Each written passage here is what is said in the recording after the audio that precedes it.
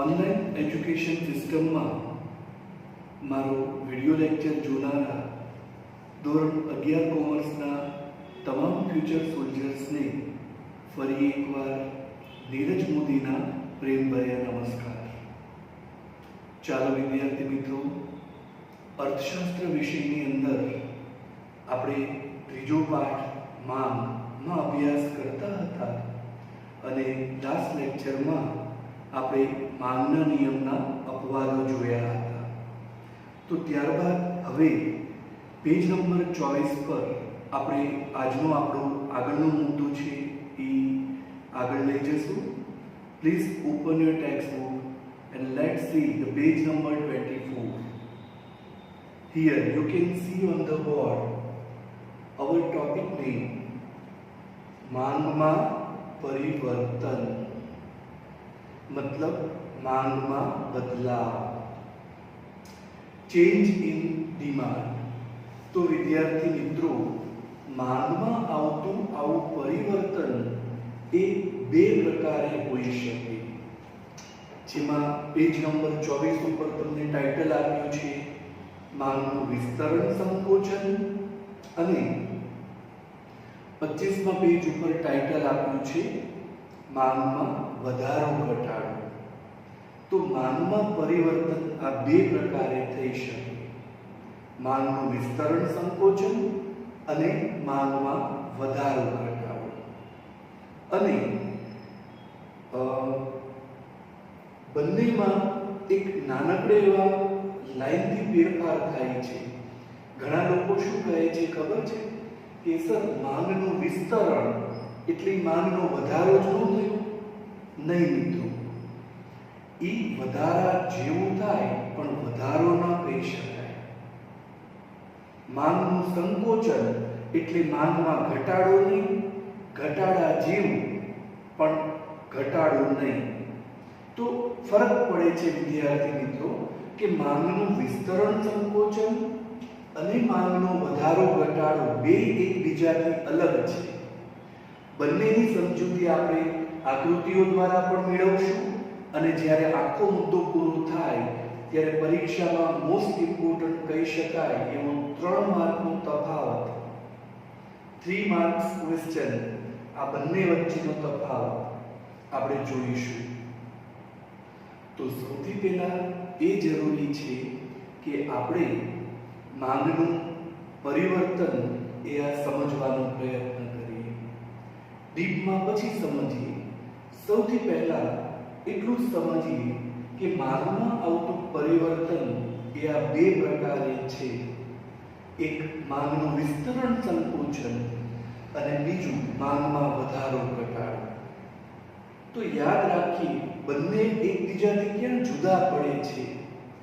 तो के मांगने असर करता परिबळोथी। तमे जाणो छो के मांगने असर करता परिबळो ए बे छे। एक आपणे जोयुं तो वस्तुनी किंमत, एनो मतलब के किंमतमां फेरफार थाय अने जो मांग बदलाय तो ई विस्तरण संकोचन में बदलाशे। एनो मतलब मांगनु विस्तरण संकोचन ई वस्तुनी किंमत में थता फेरफारनुं परिणाम छे। एनो मतलब के विस्तरण संकोचन ई किंमत प्रेरित फेरफार छे। ज्यारे तमे याद करो के मांगने असर करता बीजा अन्य परिबळो पण हता, किंमत सिवायना अन्य परिबळो, જેમ કે ગ્રાહકોની સંખ્યા, ગ્રાહકોની અભિરુચિ, ગ્રાહકોની પસંદગી, ગ્રાહકોની આવક। તો આવા પરિબળોમાં જ્યારે ફેરફાર થાય, કિંમતમાં કાંઈ ફેરફાર ન થાય, પરંતુ અન્ય પરિબળોમાં ફેરફાર થાય અને માંગમાં જે બદલાવ આવે, પરિવર્તન આવે, એને માંગમાં વધારો ઘટાડો कही शकाय। Understand my dear student, बंने concept ने आपणे पेरेलल चर्चवाना छे, पण बंनेमां एक मेजर डिफरन्स या फेरफारनो छे। फरीवार एकवार मांगमां आवतुं परिवर्तन कया बे प्रकारे थई शके? तो કે માંગનું વિસ્તરણ સંકોચન અને બીજું માંગમાં વધારો ઘટાડો. તો વિસ્તરણ સંકોચન ક્યારે થાય? તો કે જ્યારે કિંમતમાં ફેરફાર થાય પણ અન્ય પરિબળો સ્થિર રહે. રાઈટ? તો એમ કહી શકાય કે માંગનું વિસ્તરણ સંકોચન એ કિંમત પ્રેરિત ફેરફાર છે. અને હમણાં હું આકૃતિમાં સાબિત કરીશ. જ્યારે કિંમત સિવાયના અન્ય પરિબળોમાં જ્યારે ફેરફાર થાય પણ કિંમત સ્થિર રહે, યથાવત રહે અને જો માંગમાં પરિવર્તન આવે તો એ માંગમાં વધારો ઘટાડો કહી શકાય. Is that clear? અને એ પણ હું તમને આ નીચેના ડાયાગ્રામમાં સમજાવીશ. તો my dear student, this is very important for all of you to understand. બરોબર? માંગનું વિસ્તરણ સંકોચન એ કિંમત પ્રેરિત ફેરફાર છે અને માંગમાં થતો વધારો ઘટાડો એ અન્ય પરિબળો પ્રેરિત ફેરફાર. પ્રેરિત એટલે ને કારણે થતો ફેરફાર, અન્ય પરિબળોને કારણે એટલે પ્રેરિત થતો ફેરફાર ગણાય છે. ચાલો આપણે સૌથી પહેલા માંગનું વિસ્તરણ સંકોચન છે સમજવાનો પ્રયત્ન કરીએ. ધ્યાન આપજો. હવે માંગનું વિસ્તરણ સંકોચન, તો એની અંદર તમને પહેલી જ ડોટ લાઈનમાં એની વ્યાખ્યા આપી છે કે કોને માંગનું વિસ્તરણ કહેવાય અને કોને માંગનું સંકોચન કહેવાય. પણ બંનેમાં ફેરફાર કેવા કરવાનો? કિંમત પ્રેરિત ફેરફાર. તો કોને સ્થિર કરી દેવાના? અન્ય પરિબળોને.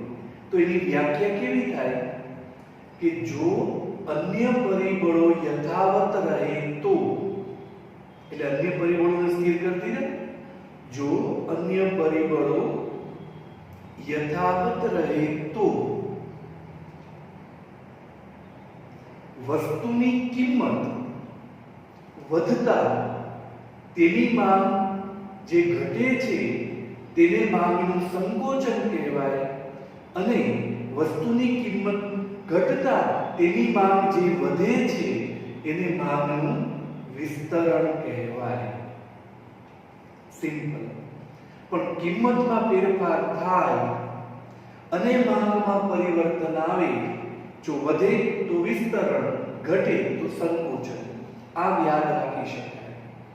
કિંમતમાં ફેરફાર થાય અને માંગમાં પરિવર્તન આવે, જો વધે તો વિસ્તરણ, ઘટે તો સંકોચન કહેવાય. એટલે એવી સ્ટાન્ડર્ડ ડેફિનેશન બની શકે ખરા કે જો અન્ય પરિબળો યથાવત રહે તો વસ્તુની કિંમત વધતા તેની માંગ ઘટે છે તેને માંગનું સંકોચન અને વસ્તુની કિંમત ઘટતા તેની માંગ વધે છે તેને માંગનું વિસ્તરણ કહેવાય. અને પરીક્ષામાં એક માર્કમાં વ્યાખ્યામાં પણ પૂછી શકે ખરા. You should underline the part. હવે આપણે એની સમજ એક નાનકડા એવા ડાયાગ્રામ દ્વારા છે મેળવીએ. જુઓ તમે કે વસ્તુની કિંમત, સપોઝ કે અહીંયા આગળ માંગનું વિસ્તરણ સંકોચન x અક્ષ ઉપર આપણે માંગ દર્શાવી છે એકમમાં અને y અક્ષ ઉપર આપણે કિંમત રૂપિયામાં દર્શાવીએ છીએ. ધારણા કરીએ કે વસ્તુની કિંમત જ્યારે અહીંયા 3 રૂપિયા હોય ત્યારે વસ્તુની માંગ સેન્ટરમાં 3 રૂપિયા છે અને આ એક એનો પોઈન્ટ છે C. આ એનો પોઈન્ટ છે એક્ઝેક્ટલી. 3 રૂપિયાની કિંમતે વસ્તુની માંગ પણ 3 એકમની છે. આવો આપણે ધારણા કરીએ. સપોઝ આ રીતે આ પોઈન્ટ છે. બરોબર. હવે ધારીએ કે વસ્તુની કિંમત ઘટે છે અને ઘટીને 1 રૂપિયો થઈ જાય છે. કિંમત ઘટી તો માંગ છે ઈ વધશે અને 3 ની બદલે 3 થી વધીને 5 એકમ થાય છે. સીરીયલ આ બીજું બિંદુ. શું થયું કે કિંમત ઘટી તો માંગ વધી તો અહીંયા આગળ 3 થી 1 થઈ કિંમત, જ્યારે કિંમત 3 રૂપિયાથી ઘટીને 1 થાય છે ત્યારે માંગ પણ વધીને 5 થાય છે. એનાથી ઓપોઝિટ 3 ની બદલે કિંમત વધીને 5 રૂપિયા થઈ જાય, કિંમત વધે છે તો માંગ પણ સંકોચાય છે અને 1 એકમ થઈ જાય છે અને એનો પોઈન્ટ અહીંયા બને છે સી હિયર. આ પોઈન્ટ તો મારો કહેવાનો મતલબ શું થાય છે વિદ્યાર્થી મિત્રો કે આ એક A બિંદુ છે, આ B બિંદુ છે અને આ C બિંદુ છે અને આ ત્રણેયને જોડતી એમાંથી જે રેખા પસાર થાય છે આ રેખા માંગ રેખા DB છે. માંગ રેખા DB તમે સમજો. સેન્ટર પોઈન્ટ આ હતો કે 3 રૂપિયાની કિંમતે માંગ પણ 3 એકમોની હતી અને એ સમયે માંગ રેખા પરનું એ બિંદુએ દર્શાવતું હતું. હવે શું થયું કે કિંમત ઘટી, 3 થી 1 થયું, તો કિંમત ઘટી એટલે માંગ વિસ્તરે, 5 થયું. તો અહીંયા આગળ માંગ રેખા પરનું એ બિંદુ જે પોતાની જગ્યાએથી પોતાના મૂળ સ્થાનેથી માંગ રેખા પર નીચે તરફનું અંતર કાપે છે, સિયામ બ્રોડ, તો એ માંગ વિસ્તરે છે. આને કહેવાય છે માંગનું વિસ્તરણ.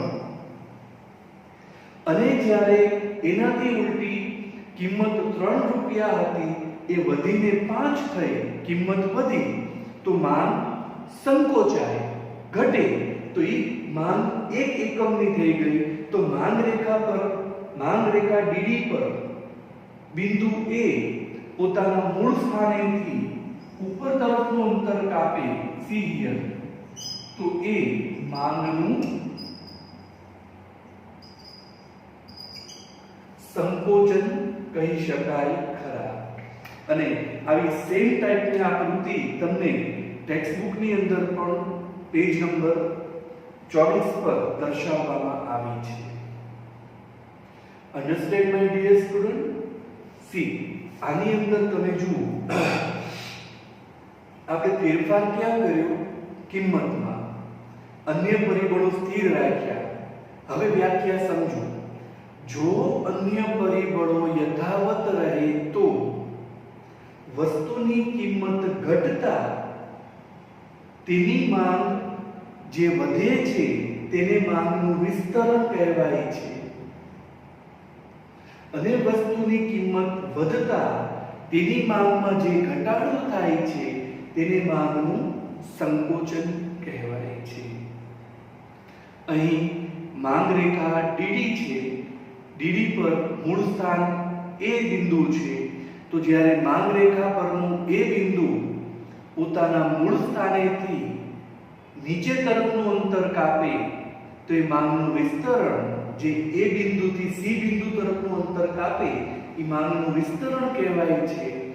જ્યારે માંગ રેખા પરનું A બિંદુ પોતાના મૂળ સ્થાનેથી ઉપરની બાજુ B બિંદુ તરફનું અંતર કાપે તો એ માંગનું સંકોચન કહેવાય છે.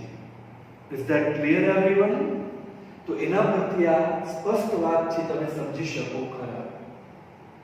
અને એને લગતી સમજૂતી એ તમને ત્યાં આગળ ઉપર પણ 25મા પેજ ઉપર છે આપી છે. Is that clear my dear student? Everyone? તો માંગમાં આવતું પરિવર્તન એ બે પ્રકારે છે, જેમાં માંગના વિસ્તરણ સંકોચનની વાત આપણે ચર્ચી અને એ વિસ્તરણ સંકોચન એ કિંમત પ્રેરિત ફેરફાર છે. તો આમાં 3 વસ્તુ એકદમ મસ્ત મજાની ક્લિયર થઈ શકે ખરા. કઈ વસ્તુ ક્લિયર થઈ? તો કે વ્યાખ્યા, પછી ફેરફાર અને સ્થિર એટલે કે યથાવત. તો કે ભાઈ વ્યાખ્યા શું કરી કે જો અન્ય પરિબળો યથાવત રહે તો વસ્તુની કિંમત ઘટતા તેની માંગમાં જે વધારો થાય તેને માંગનું વિસ્તરણ, અને વસ્તુની કિંમત વધતા તેની માંગમાં જે ઘટાડો થાય તેને માંગનું સંકોચન કહેવાય. Right everyone? પછી ફેરફાર તો કે માંગના વિસ્તરણ સંકોચન એ કિંમત પ્રેરિત ફેરફાર છે. એટલે માંગને અસર કરતા પરિબળો પૈકી માત્ર કિંમતમાં ફેરફાર થાય અને માંગ બદલાય તો વિસ્તરણ સંકોચન થઈ શકે. તમે બરાબર યાદ કરો, જ્યારે આપણે માંગનો નિયમ પણ ભણ્યા ત્યારે આપણે એવું લખ્યું હતું કે જો અન્ય પરિબળો યથાવત રહે તો વસ્તુની કિંમત વધતા તેની માંગ સંકોચાય છે. સંકોચાય ત્યારે ઘટે છે એવું નથી લખ્યું. શું કામ? કારણ કે કિંમતમાં ફેરફાર થાય તો એ વિસ્તરણ સંકોચન છે, વધારો ઘટાડો નહીં. એટલે એવું લખ્યું હતું કે સંકોચાય છે. Is that clear? તમારા દરેક વાક્ય પાછળ કંઈક મતલબ છે અને જેમ જેમ આગળ જતા જશે એ ખુલતું જશે. Is that clear dear student? Fine. અને સ્થિર, જો કિંમતમાં ફેરફાર થાય તો સ્થિર શું રહે? અન્ય પરિબળો. તો એમ કહી શકાય કે માંગના વિસ્તરણ સંકોચનમાં અન્ય પરિબળો એ યથાવત રહે છે, તેમાં કોઈ ફેરફાર થતો નથી. હવે આપણે એનાથી ઓપોઝ પોઝિશન છે થોડી સમજવાનો પ્રયત્ન કરીએ. તમે જોજો, માંગમાં વધારો ઘટાડો, માંગમાં વધારો ઘટાડો. તો એના માટે તમે વિચારજો, પેજ નંબર 25 ઉપર એમાં પણ પહેલી બે લાઈનમાં એની વ્યાખ્યા આપી છે, પણ આનાથી ઓપોઝ કરવાનું. આમાં શું કરવાનું છે? તો કે ફેરફાર શેમાં કરવાનો? તો કે અન્ય પરિબળોમાં. માંગને અસર કરતા કિંમત સિવાયના અન્ય 5 પરિબળ જે આપણે શીખ્યા એમાં ફેરફાર કરવાનો. તો એ ફેરફાર થવાને કારણે માંગમાં જે પરિવર્તન આવે, અગર વધે તો માંગમાં વધારો, ઘટે તો માંગમાં ઘટાડો. પણ કોને સ્થિર કરવાનું? જેમાં ફેરફાર ન થવો જોઈએ એ વસ્તુની કિંમત. તો કેમ આમાં ધારણા કરી હતી વ્યાખ્યામાં કે જો અન્ય પરિબળો યથાવત રહે તો આની વ્યાખ્યા કરો ત્યારે આને સ્થિર કરી દેવાનું અને આની વ્યાખ્યા કરો ત્યારે આને સ્થિર કરી દેવાનું. તો અહીંયા વ્યાખ્યા કેમ થાય? જો વસ્તુની કિંમત સ્થિર રહે તો અન્ય પરિબળોમાં ફેરફાર થવાને કારણે જો માંગ વધે તો તેને માંગનો વધારો અને માંગ ઘટે તો તેને માંગનો ઘટાડો કહેવાય. પણ કોમન વસ્તુ એ છે કે કિંમત સ્થિર રહેશે, કિંમતમાં કોઈ બદલાવ આવશે નહીં. તો એ જ વસ્તુને આપણે ડાયાગ્રામિક પ્રેઝન્ટ છે કરીએ. જુઓ, માંગમાં વધારો ઘટાડો, x અક્ષ ઉપર માંગ એકમોમાં છે અને y અક્ષ ઉપર કિંમત રૂપિયામાં છે. હવે માની લઈએ કે વસ્તુની કિંમત અહીંયા 3 રૂપિયા છે સી હિયર, ત્યારે વસ્તુની માંગ અહીંયા આગળ 3 એકમોની છે અને આ એનું સેન્ટર પોઈન્ટ, આ બિંદુ છે. જેમ આપણે જોયું આ બિંદુ છે, આપણે એ જ વિચારીએ એ બિંદુ જેમ અહીંયા સેમ વસ્તુ. પણ ફરક શું હતો? આ વિસ્તરણ સંકોચન હતું, એટલે કિંમત પ્રેરિત ફેરફાર છે. તો ફેરફાર કિંમતમાં થયો અને અન્ય પરિબળો સ્થિર હતા. હવે અહીંયા શું થાય છે? માંગમાં વધારો ઘટાડો. તો એની અંદર કિંમત સ્થિર રહેશે, કિંમત ન વધશે ન ઘટશે. પણ અન્ય પરિબળોમાં ફેરફાર થાય. માનો કે 3 રૂપિયાની જ કિંમત છે પણ બજારની અંદર ગ્રાહકોની સંખ્યા પુષ્કળ વધી ગઈ. એ જ કિંમતે ગ્રાહકોની સંખ્યા પુષ્કળ વધી ગઈ તો ગ્રાહકોની સંખ્યા વધી જાય એટલે વસ્તુ કે સેવાની જરૂરિયાત પણ વધે, એટલે એની માંગ વધે કે ઘટે? વધે. તો એ પરિબળમાં ફેરફાર થવાને કારણે 3 રૂપિયાની જ કિંમતે માંગ એ 5 એકમોની થઈ ગઈ. તો અહીંયા આગળ એ જ રેખા આગળ જશે અને આ બીજું બિંદુ બનશે અને એ જ કિંમતે આ એક માંગ રેખા છે, અહીંયા આ માંગ રેખા 1 D1 B1 એવી રીતે આ બીજી રેખા બને અને એ જ કિંમતે માનો કે ગ્રાહકોની સંખ્યા ઘટી જાય અને 1 એકમની માંગ થાય તો આ ત્રીજું બિંદુ સી હિયર D2 D2 આ માંગ રેખા બીજી છે અને આ માંગ રેખા ત્રીજી D3 છે. આ C બિંદુ અને આ B બિંદુ. સમજો તમે શું થયું આની અંદર કે વસ્તુની કિંમત સેન્ટર પોઈન્ટ હતો 3 રૂપિયાની કિંમત હતી. 3 રૂપિયાની કિંમત. તો 3 રૂપિયાની કિંમતે એ બિંદુ પર માંગ રેખા D1 પર માંગ પણ 3 એકમોની જ હતી માત્ર. હવે વસ્તુની કિંમતમાં કોઈ ફેરફાર થતો નથી, પરંતુ અન્ય પરિબળોમાં ફેરફાર થવાને કારણે એ 3 રૂપિયાની જ કિંમતે વસ્તુની માંગ વધીને 5 એકમોની થઈ જાય છે. સી હિયર માંગ રેખા D3 પર C બિંદુએ. તો જ્યારે સમગ્ર માંગ રેખા પોતાના મૂળ સ્થાનેથી સી હિયર સમગ્ર માંગ રેખા પોતાના મૂળ સ્થાનેથી એ જમણી બાજુ ખસે તો એને માંગનો વધારો કહેવાય છે. અને જ્યારે કિંમત એ જ કિંમતે માંગ રેખા પોતાના મૂળ સ્થાનેથી ડાબી બાજુ ખસે છે સી હિયર તો આને માંગમાં થતો ઘટાડો કહેવાય છે. જો એક્ઝેક્ટલી તમે સમજવાનો પ્રયત્ન કરો. અન્ડરસ્ટેન્ડ? અહીંયા શું થતું હતું કે માંગ રેખા એક જ હતી, જ્યારે અહીંયા એકથી વધુ માંગ રેખાઓ થાય છે. અહીંયા આગળ શું થતું કે માંગ રેખા પરનું કોઈ એક બિંદુ પોતાના મૂળ સ્થાનેથી કાં તો નીચે તરફનું અંતર કાપે જે વિસ્તરણ કહેવાય, કાં તો ઉપર તરફનું અંતર કાપે બી તરફ જે સંકોચન કહેવાય. અહીંયા આગળ માંગ રેખા પરનું કોઈ બિંદુ બદલાતું નથી, પરંતુ સમગ્ર માંગ રેખા પોતાના મૂળ સ્થાનેથી બદલાવ કરે. સમગ્ર માંગ રેખા પોતાનું સ્થાન બદલે છે. અને જ્યારે સમગ્ર માંગ રેખા પોતાના મૂળ સ્થાનેથી જમણી બાજુ તરફ ખસે D1 થી D3 તરફ તો એ માંગમાં થતો વધારો કહેવાય, અને મૂળ સ્થાનેથી ડાબી બાજુ ખસે તો એ માંગમાં થતો ઘટાડો કહેવાય. તમે જુઓ આ વિસ્તરણ સંકોચન હતું એ કિંમત પ્રેરિત ફેરફાર છે. એમાં કિંમતમાં જ ફેરફાર કર્યા. 3 રૂપિયાની કિંમતે પછી 1 અને 5 વધે ઘટે બે જોયું, અન્ય પરિબળો સ્થિર રાખ્યા, પણ માંગમાં વધારો ઘટાડો હતો તો એની અંદર માત્ર અન્ય પરિબળોમાં ફેરફાર થયા. વસ્તુની કિંમત તો 3 સ્થિર જ રહી. જુઓ તમે, કારણ કે વધારો ઘટાડો એ અન્ય પરિબળો પ્રેરિત ફેરફાર છે, એ કિંમત પ્રેરિત ફેરફાર નથી. Is that clear dear student? તો બહુ સરસ રીતે એની વ્યાખ્યા છે આપણે આપી શકીએ કે જો વસ્તુની કિંમત સ્થિર રહે તો અન્ય પરિબળોમાં ફેરફાર થવાને લીધે વસ્તુની માંગ વધે તો એને માંગનો વધારો અને ઘટે તો માંગનો ઘટાડો કહી શકાય. Is that clear dear student? પરીક્ષાની અંદર તમને અલગ અલગ ટૂંકનોંધે પૂછી શકે કે માંગનું વિસ્તરણ સંકોચન વિશે નોંધ લખો 3 માર્ક.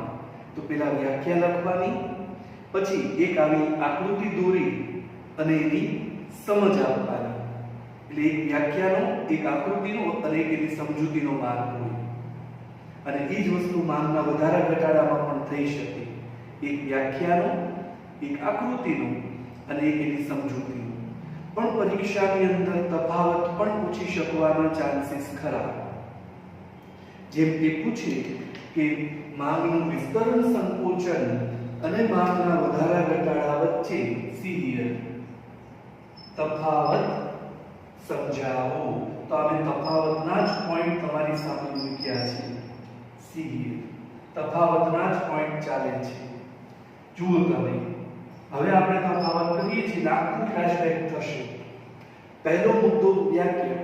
બોર્ડની સિસ્ટમ પ્રમાણે એક ખ્યાલમાં રાખવાનું, ઇકો હોય, બીએ હોય કે એસપી હોય, 2 માર્કનો થિયરીનો પ્રશ્ન હોય તફાવત એટલે 4 મુદ્દા લખવા પડે, અને 3 માર્કનો થિયરી ક્વેશ્ચન આવે તફાવત તો 6 મુદ્દા લખવા પડે.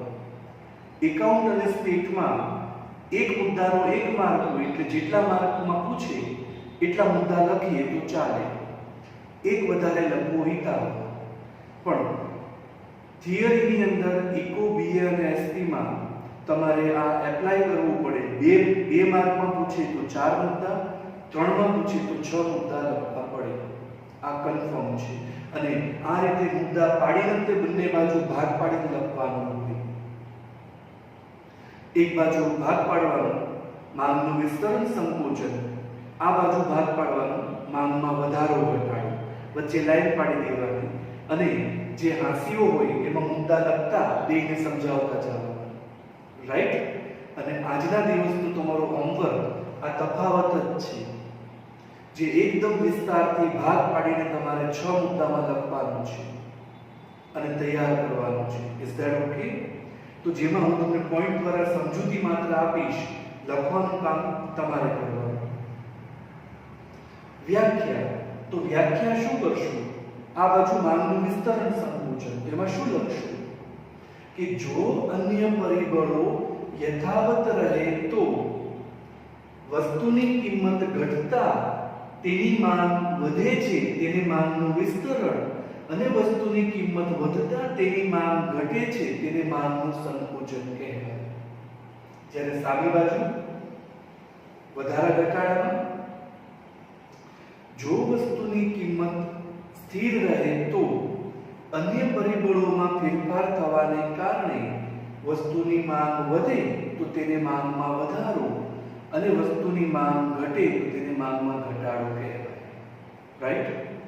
બીજો મુદ્દો ફેરફાર. અહીંયા શું લખશું? માંગનું વિસ્તરણ સંકોચન એ કિંમત પ્રેરિત ફેરફાર છે. સામે માંગમાં થતો વધારો ઘટાડો એ અન્ય પરિબળો પ્રેરિત ફેરફાર છે. ધેન નંબર 3 સ્થિર એટલે કે યથાવત. તો આમાં આપણે શું સ્થિર કરીએ છીએ? અન્ય પરિબળો, અને આમાં કિંમત. તો લખવાનું કે માંગનું વિસ્તરણ સંકોચન માં અન્ય પરિબળો સ્થિર રહે છે, તેમાં કોઈ બદલાવ થતો નથી. જ્યારે માંગમાં થતા વધારા ઘટાડામાં વસ્તુની કિંમત સ્થિર રહે છે. રાઈટ? પછી વિચારો, ચોથો મુદ્દો તમે શું આપી શકો? માંગ રેખા. માંગના વિસ્તરણ સંકોચનમાં એક જ માંગ રેખા હોય છે, જ્યારે માંગના વધારા ઘટાડામાં એકથી વધુ માંગ રેખાઓ જોવા મળે છે. અહીંયા એક જ માંગ રેખા હોય, અહીંયા એકથી વધુ માંગ રેખા જોવા મળે. પછી એનો એક મુદ્દો આપી શકીએ આપણે ગતિ. ગતિ એનો મતલબ શું થાય કે માંગના વિસ્તરણ સંકોચનમાં માંગ રેખા પરનું કોઈ એક બિંદુ પોતાના મૂળ સ્થાનેથી જમણી બાજુ પોતાના મૂળ સ્થાનેથી નીચે તરફનું અંતર કાપે તો એ માંગનું વિસ્તરણ, અને મૂળ સ્થાનેથી ઉપર તરફનું અંતર કાપે તો એ માંગનું સંકોચન ગણાય છે. જ્યારે માંગમાં થતા વધારા ઘટાડામાં સમગ્ર માંગ રેખા પોતાના મૂળ સ્થાનેથી જમણી બાજુ ખસે તો માંગમાં વધારો, અને મૂળ સ્થાનેથી ડાબી બાજુ ખસે તો માંગમાં ઘટાડો કહેવાય છે. Is that clear? તો આવું તમારે શબ્દોમાં લખવું પડે છે. જ્યારે તમે લખતા હો ત્યારે ન સમજ પડે તો વિડિયો પોઝ કરી અને શાંતિથી સાંભળી અને શબ્દોને લખજો. Is that okay? કારણ કે એવા સવાલ એક માર્કમાં પણ આવે. હું વારંવાર પરીક્ષામાં પૂછું છું કે જો વસ્તુની કિંમત ઘટે તો વસ્તુની માંગમાં ખાલી જગ્યા થયું કહેવાય. પછી 4 ઓપ્શન આપો: માંગમાં વધારો, માંગમાં ઘટાડો, માંગનું વિસ્તરણ, માંગનું સંકોચન.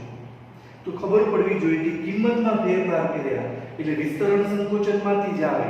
એમાં કિંમત ઘટી તો કિંમત ઘટી એટલે માંગ છે વિસ્તરી, એટલે સાચો જવાબ છે માંગનું વિસ્તરણ. એમ અહીંયા પૂછી શકાય કે માંગ રેખા પોતાના મૂળ સ્થાનેથી ડાબી બાજુ ખસે. માંગ રેખા પોતાના મૂળ સ્થાનેથી ડાબી બાજુ ખસે તેને ખાલી જગ્યા કહેવાય. તો જવાબ માંગમાં ઘટાડો. Is that clear? આવા નાના નાના સવાલ પણ અંદરથી નીકળી શકે ખરા. અને ત્યારબાદ એનો છેલ્લો નાનકડો એવો મુદ્દો એ છે આકૃતિ. આ જે દોરી છે સેમ વે વિસ્તરણ સંકોચનમાં આવું દોરીને બતાવી દેવાનું, વધારા ઘટાડામાં લાઇટલી આવું દોરીને બતાવી દેવાનું. તો આ 6 મુદ્દા થયા અને આખો તફાવત છે તમારો તૈયાર થઈ ગયો છે. Is that clear my dear student? ફરીવાર એકવાર આ મુદ્દાને પૂરો કરતા હું એટલું જ કહેવા માંગુ છું કે માંગમાં આવતું પરિવર્તન એ બે પ્રકારે હોઈ શકે. એક માંગનું વિસ્તરણ સંકોચન અથવા તો માંગમાં થતો વધારો ઘટાડો. વિસ્તરણ સંકોચન એ કિંમત પ્રેરિત ફેરફાર છે જ્યાં અન્ય પરિબળો સ્થિર થઈ જાય, અને વધારો ઘટાડો એ અન્ય પરિબળો પ્રેરિત ફેરફાર છે જ્યાં કિંમત સ્થિર થઈ જાય. અને એના વિશે સંપૂર્ણ સમજૂતી તમને આપી છે. અને એ આજના દિવસનું તમારું હોમવર્ક એ જ છે કે તમે આ સંપૂર્ણ તફાવત જેના મુદ્દા સાથે સમજૂતી આપી છે, બોર્ડ ઉપર જેટલું લખ્યું છે એટલું તો તમે લખી જ નાખજો, પણ એની સાથે સાથે આ સંપૂર્ણ તફાવત ભાગ પાડીને તમારે 6 મુદ્દામાં સારાસારી લખવાનો છે. Is that clear? પણ ભાગ એવી રીતે પાડવાના: માંગનું વિસ્તરણ સંકોચન, આ બાજુ માંગમાં વધારો ઘટાડો. Is that clear? ઘણા લોકો શું છે કે ખોટી રીતે પાછા એવા ભાગ પાડે, અહીંયા માંગનું વિસ્તરણ, અહીંયા માંગનું સંકોચન. એવું નથી કરવાનું. માંગનું વિસ્તરણ સંકોચન અને માંગમાં વધારો ઘટાડો આ બે સાથે છે. Is that okay? So this is the entire explanation of the topic.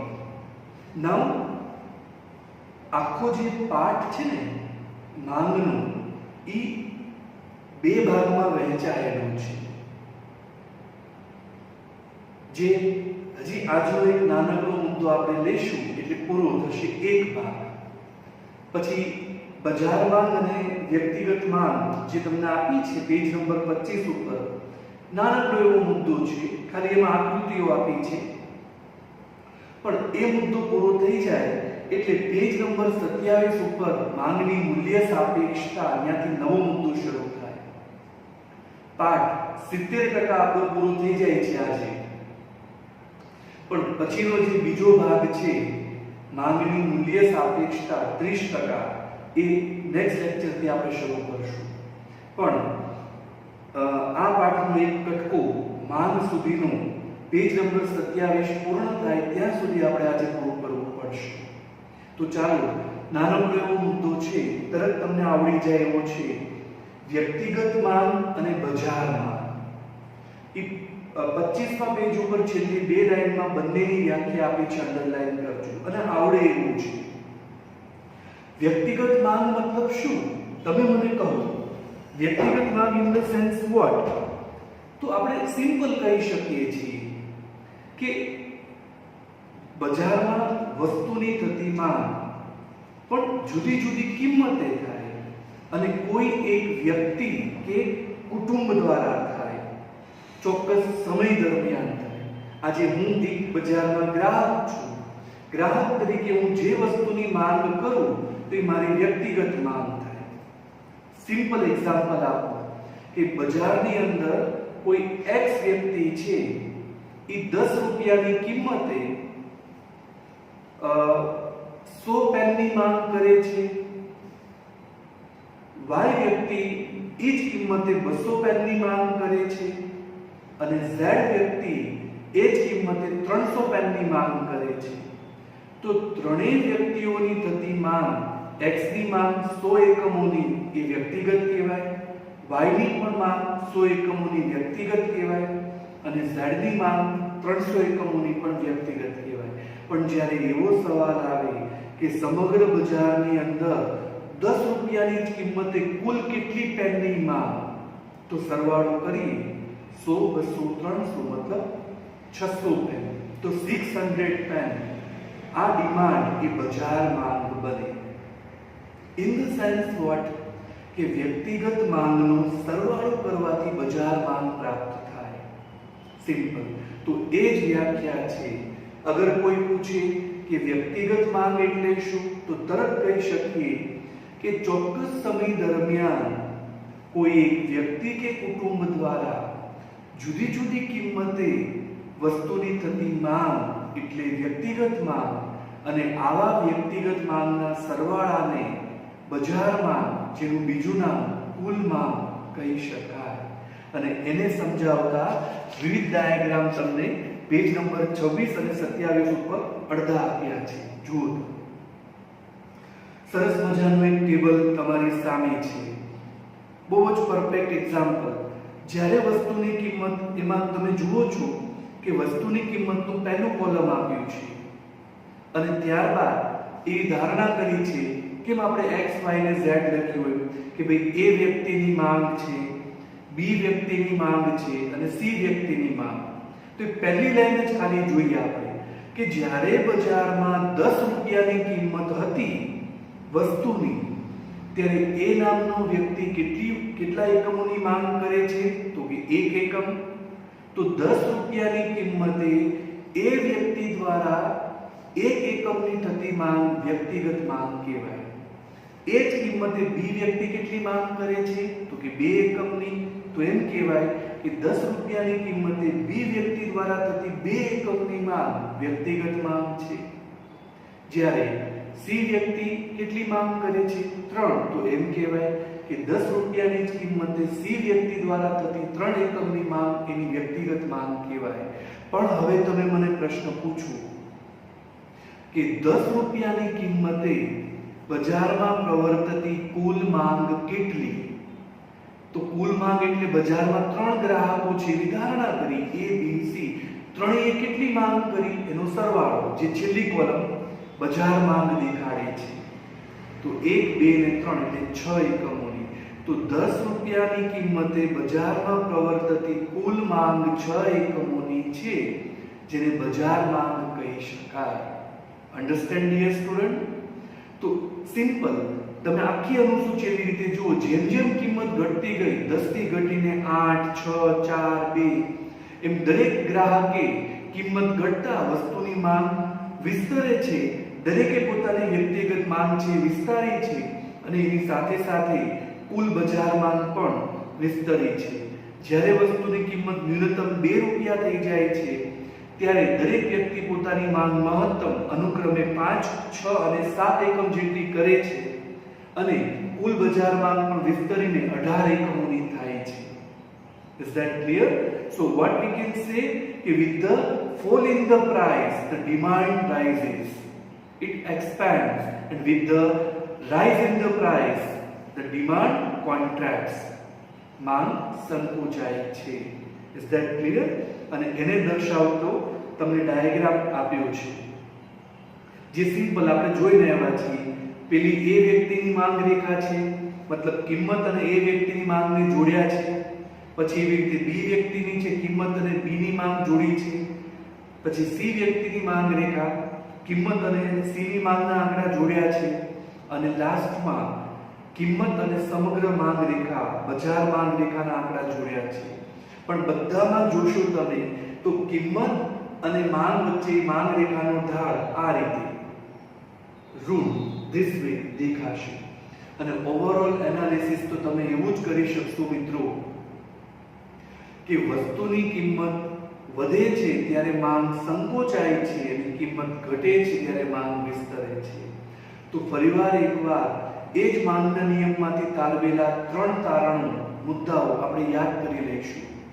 પહેલું કે વસ્તુની કિંમત અને વસ્તુની માંગ વચ્ચે વ્યસ્ત સંબંધ જોવા મળે છે.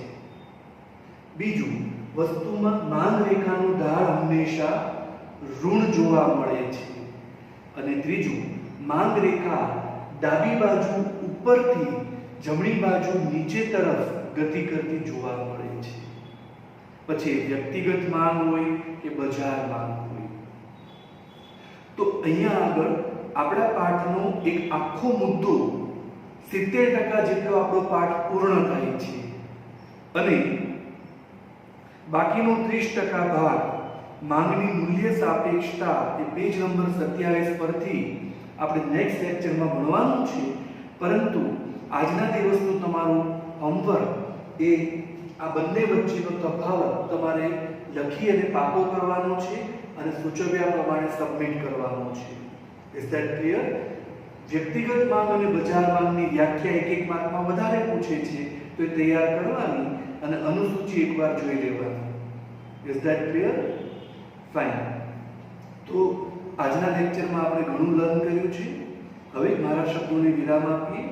We should keep stop till this time, and next on will continue with the same manner, dear student. Have a nice day to all Bacha Party.